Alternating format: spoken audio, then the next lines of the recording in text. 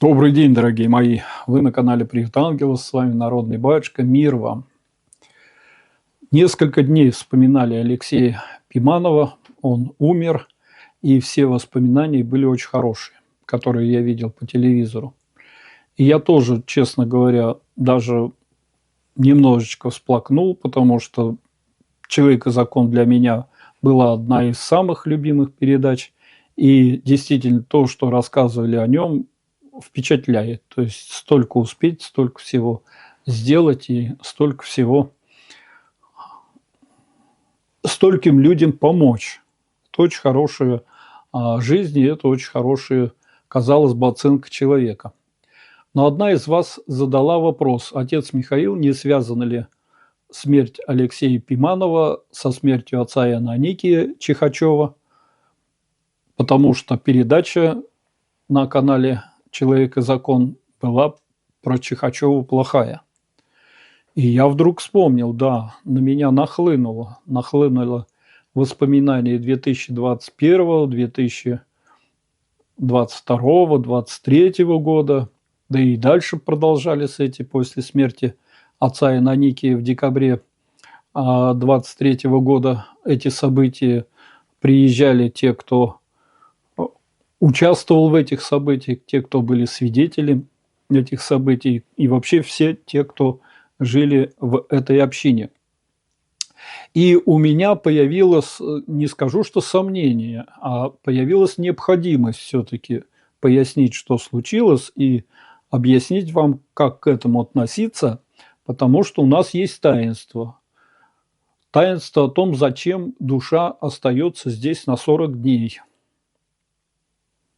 И на этот вопрос можно ответить просто: затем, чтобы все было честно про человека сказано, и близкие его могли как-то повлиять на предварительный суд. У нас будет через 40 дней этой душе предварительный суд, либо помолившись за прощение его грехов, либо вообще доказав, что никаких таких грехов не было.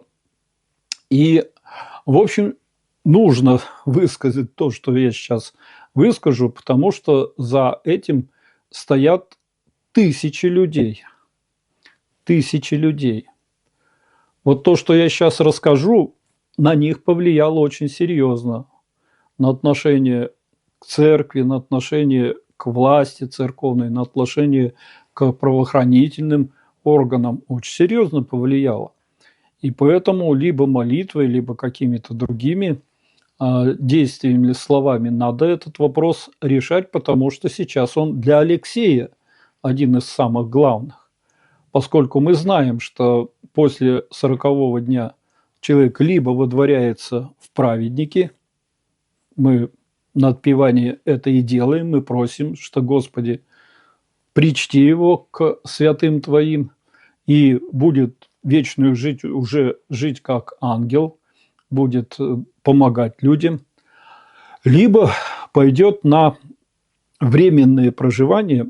У нас это в такое забытие впадает человек, душа. У нас нет канонически ада. До второго суда никто ни в какие ады не уходит, и поэтому никогда не думайте, что... И не говорите, что он в ад ушел. Нет, такого не может быть. Человек впадает в небытие, и душа, значит, ждет суда, который над ней будет уже второй произведен.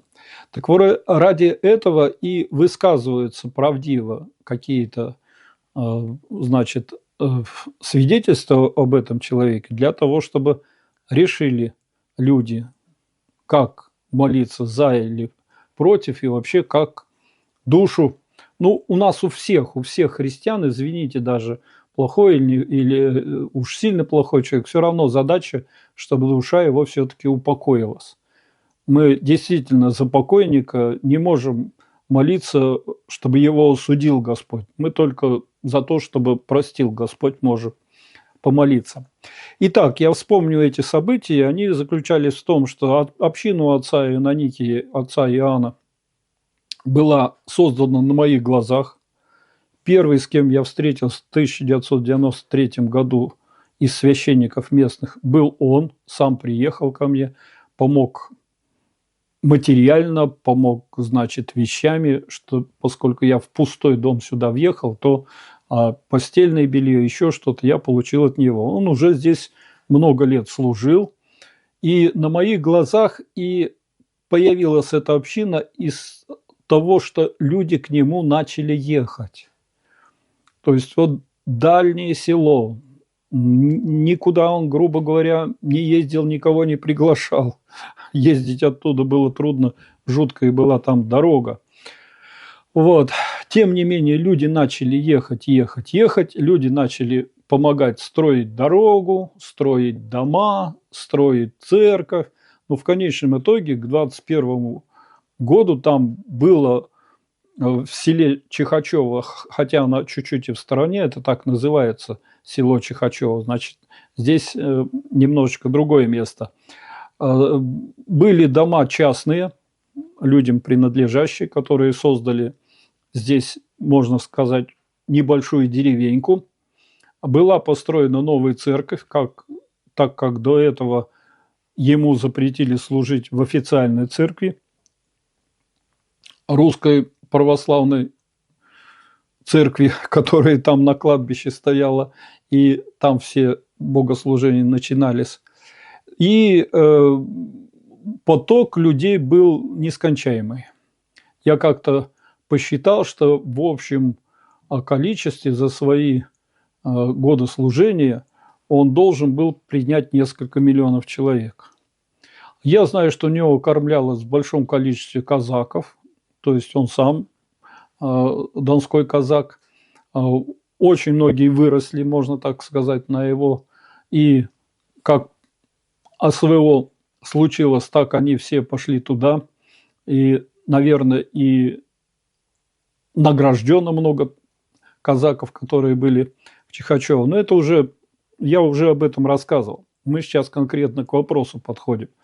Как же относиться к передаче Алексея Пиманова «Человек и закон» от 2 декабря 2022 года. Вы можете ее найти, она в сети так до сих пор и стоит. Вот. И я вам скажу так, что у меня-то отношение к ней, сразу скажу, плохое. А вот теперь аргументирую. К этому времени уже по заявлению одной дочери, якобы одной матери, значит, было заведено уголовное дело о похищении человека, удержании его в Чихачево. Якобы удерживалась пожилая женщина, и должен был решить Следственный комитет, что делать с отцом Ионикием и с этой общиной, которые ее удерживали. Но в ходе следствия, насколько я знаю, не было установлено факта ее удержания, потому что никто ее ни разу за руку не держал, в комнате не запирал, а у Чихачева не было никаких заборов и никаких охранников, которые куда-то не выпускают или еще что-то. Больше того, дочь забрала эту женщину, а она вернулась. Я сам лично ее видел, то есть ей было так плохо в Чихачево, что она у дочери 2-3 дня пожила, убежала и опять приехала в Чихачево. Так вот, как сама женщина говорила, что никто ее здесь не удерживал, и нет, так и свидетели именно это утверждали. И дело потихонечку затухало, хотя это было явно инспирированное такое дело, и явно было подведено под то, что надо отца Ионикия и вот эту общину ликвидировать. И с него в 2021 году сняли сан, причем сняли, ну, как я слышал, формулировка «неявка на суд». Ему был объявлен суд, прямо при мне показывали, ему было сообщено, что надо завтра явиться. А явиться кому? Причем явиться в Кинешму, это 120 километров, наверное, от Чихачева. Вот, причем явиться с утра, как полагается на этот суд. И кому явиться?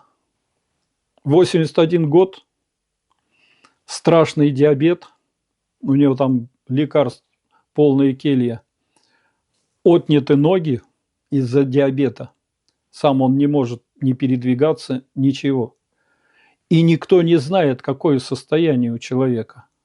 Вызывают в суд, а они не знают, а может он в это время в коме, в диабетной лежит или еще что-то.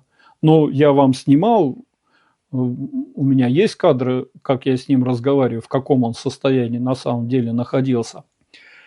Тем не менее, суд принимает решение, что сан снимается на основании того, что не приехал.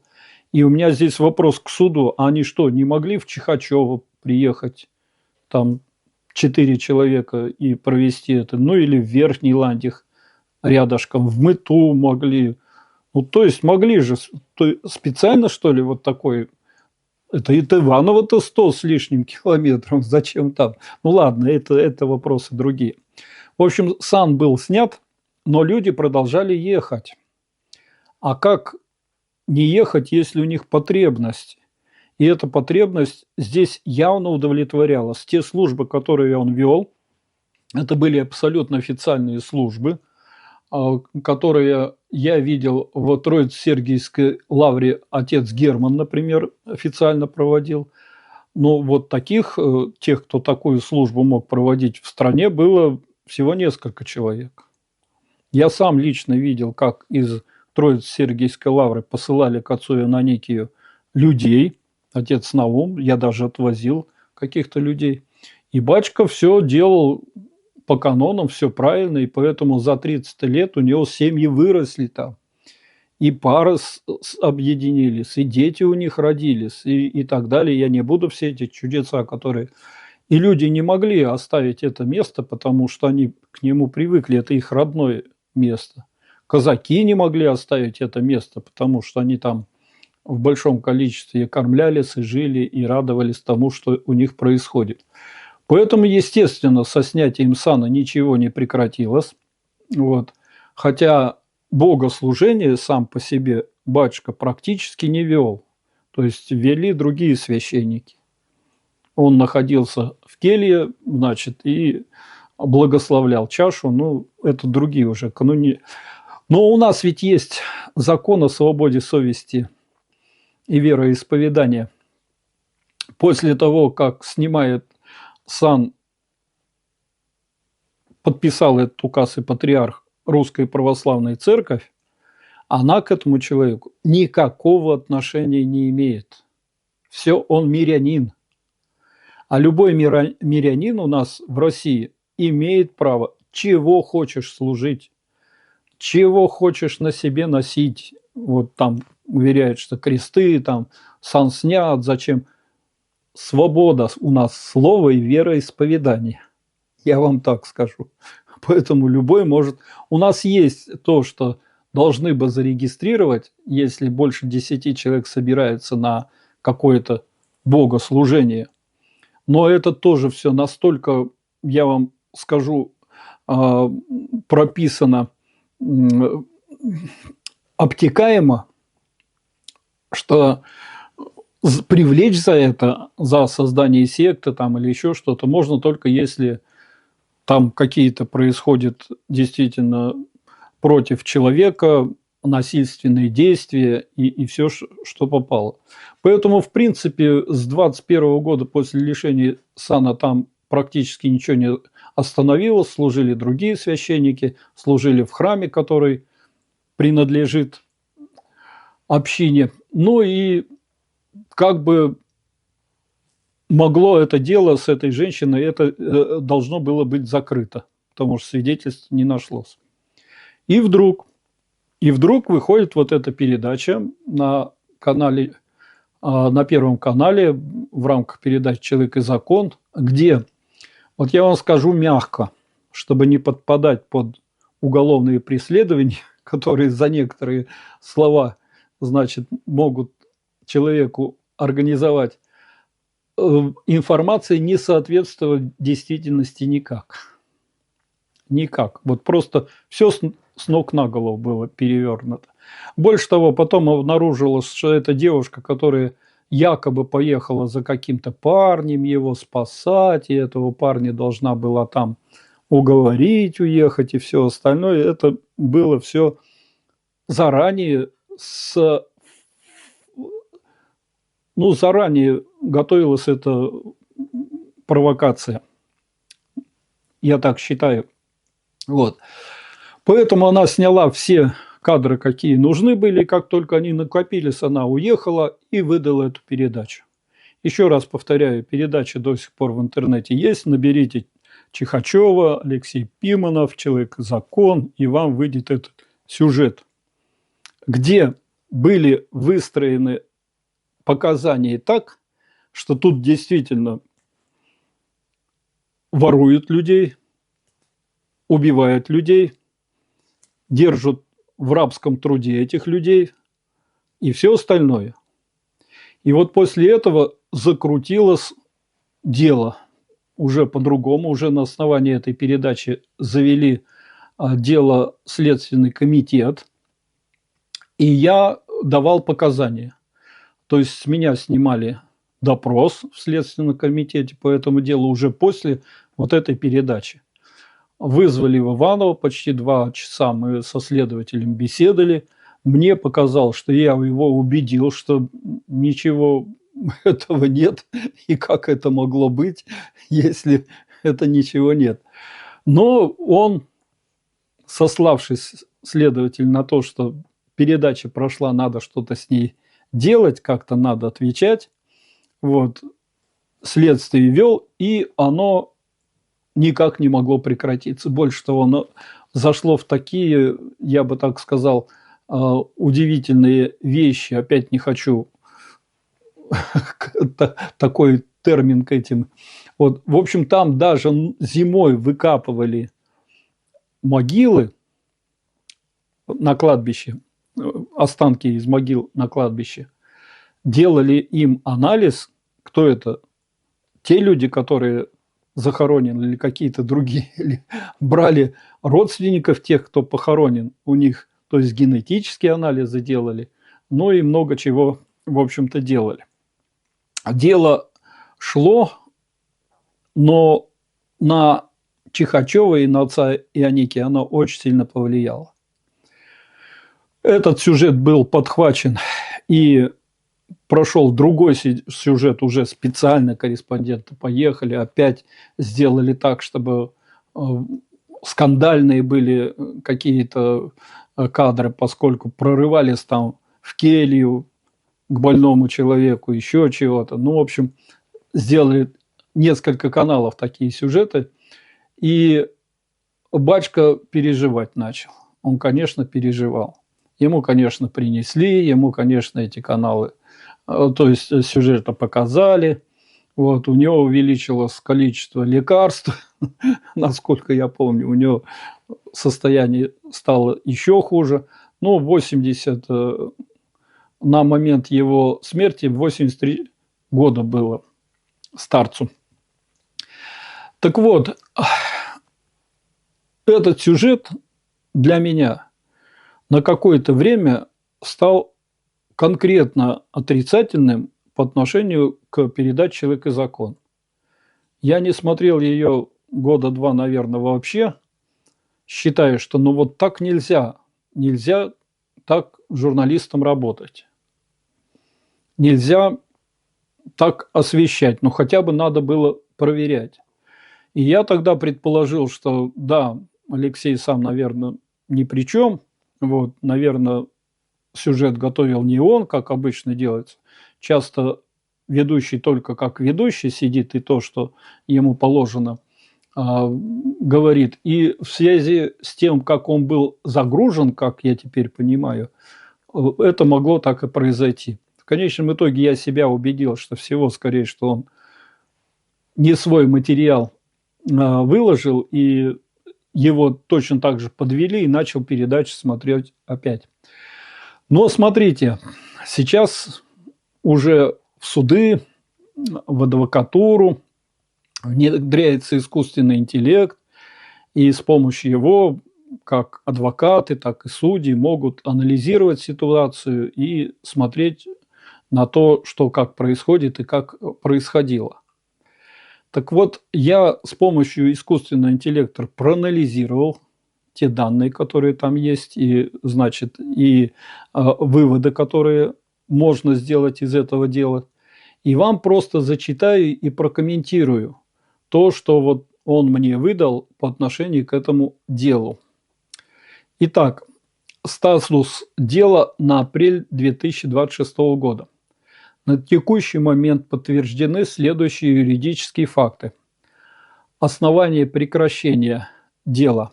Уголовное преследование Ивана Ефименко, бывшего схематрита и аноникии, было прекращено в связи с его смертью, наступившей 23 декабря 2024 года.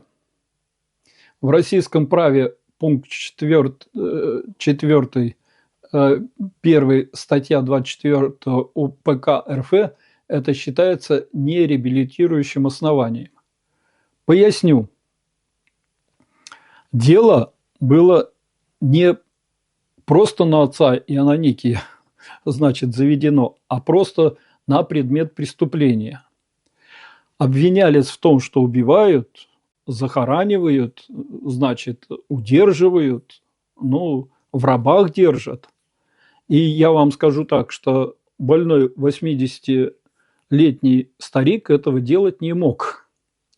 Поэтому дело должно было дойти до того выяснения, действительно ли те, кто в могилах, это незаконно захороненные и убитые люди или нет. И так далее. И тогда искать всех виновных, всех участников этого дела. Поскольку кто-то убивал, кто-то захоранивал, кто-то удерживал, кто-то бил, если там что-то не так делалось или еще что-то. Это же не один Иван Ефименко, как написано. Поэтому да, он из дела выпал из подозреваемых в связи со смертью. А дело-то куда делось? Дело-то нельзя было остановить, если там, мы с вами знаем теперь, что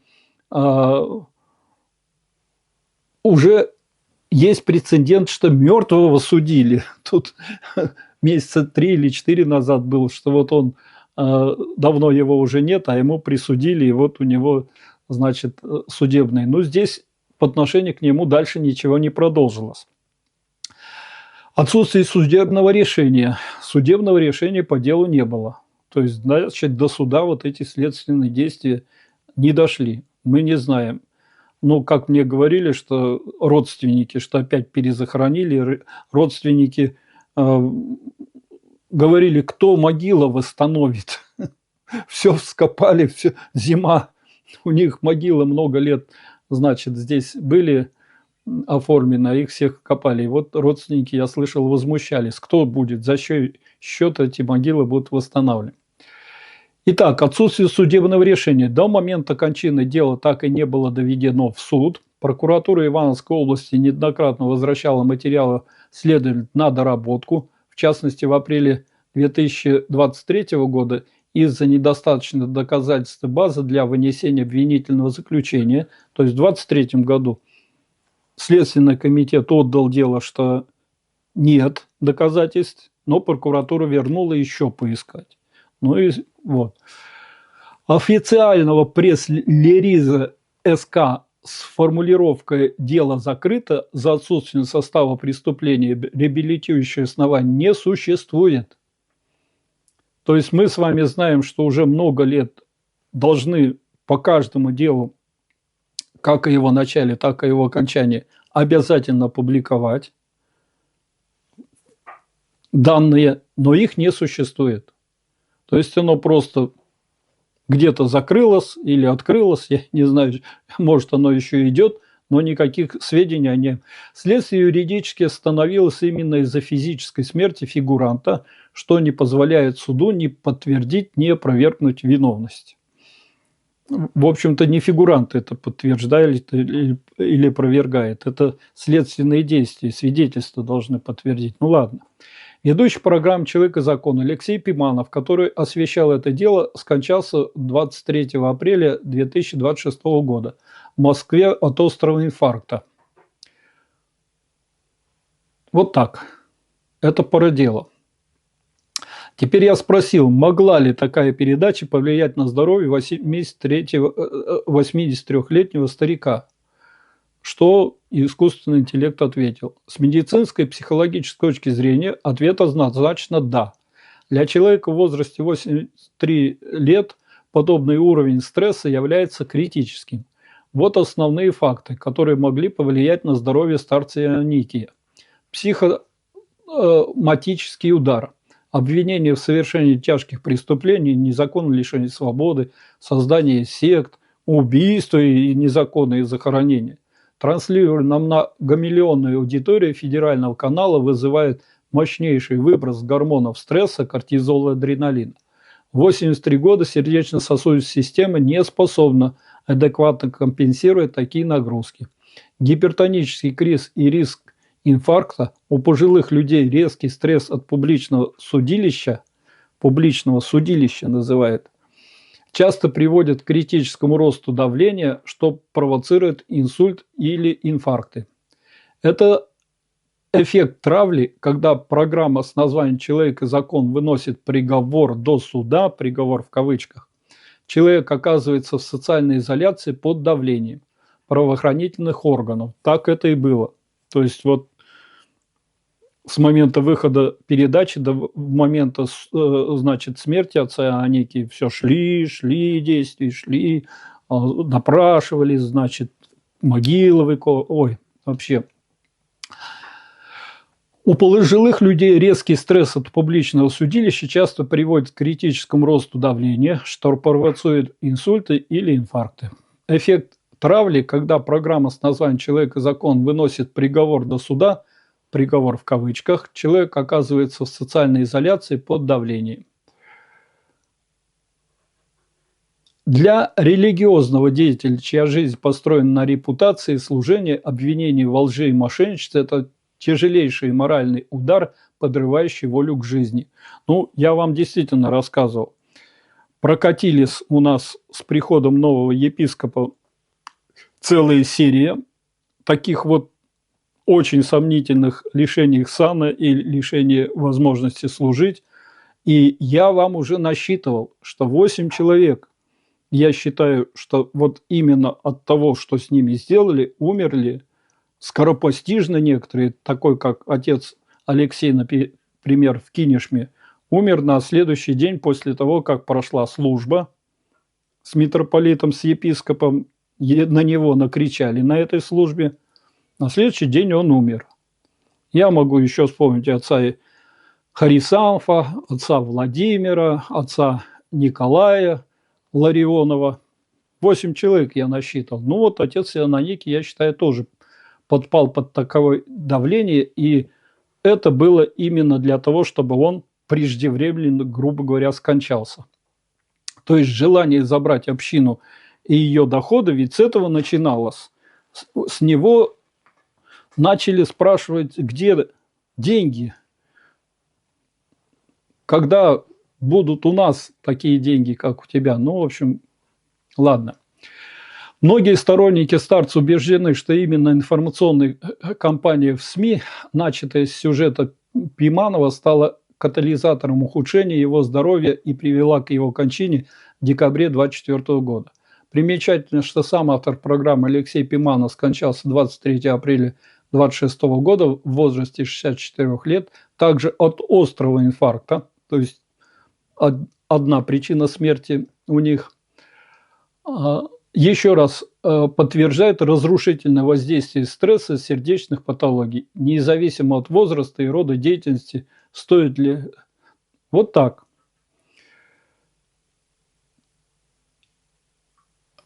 Еще один вопрос. Продолжение. Информационные кампании СМИ до решения суда создают ситуацию, которую юристы называют предубеждением правосудия. Вот как это работает на практике, как влияет на защиту. Формирование обвинительного уклона, когда федеральный канал, особенно программа с таким авторитетным названием, как «Человек и закон», выносит вердикт в эфире, у общества и даже у рядовых исполнителей следственных органов формируется установка «виновен». Следователю становится психологически сложно закрыть дело за отсутствием состава преступления, так как это может выглядеть как признание ошибки или коррупции после громкого разоблачения НТВ. Ну, могу даже сказать, что если следователь а денег много затратили, это выкапывание зимой, значит, наследственные действия, там просто не 1 миллион государственных денег на это был затрачен, так есть положение, что следователи могут привлечь, прокуратура может его привлекать за то, что он неправильно все это использовал, ничего, доказательств никаких нет, и привлечь за незаконное заведение уголовного дела, что ли. Ну, там есть такие. Я как-то с этим столкнулся, что следователь говорит: ну а как, отец Михаил, я закрою, тебя освободят, а с меня там ведь должны выплатить компенсацию за моральный вред там, и за все остальное и так далее. А с меня эти деньги могут взять, там могут за счет следователя все эти расходы причислить. Вот такое дело, вот такое положение. Поэтому я могу точно сказать, что отец Аникий был святой человек, не был, а остается. Святой он святой, у него точно Царствие Небесное, и все, кто его знал, и все, кто у него там был, хотя, еще раз повторяю, там огромный поток был людей больных, психически больных. Они у нас официально существуют. И так как это вот притягивало, и они ехали туда за помощью, то там огромное количество людей было нездоровых. Они могут, что хочешь, эти люди говорить.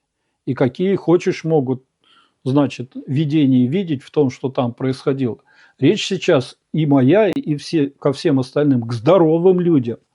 Я здоровым хочу достучаться и объяснить, что если вы христиане, то нужно вести себя по-христиански. Вот так. Так что Богу теперь решать, кто где будет и где Алексей Пиманов. Но я лично бы хотел помолиться, что, Господи, прости его. Это журналистская деятельность, такое может случиться. И все, что хочешь с человеком, может произойти в этой деятельности. Так что вы тоже сами решите и сами помолитесь, что же вы хотите для Алексея. Но для отца Аникия уже я знаю, что многие давным-давно молятся, и все у него должно быть хорошо. Аминь.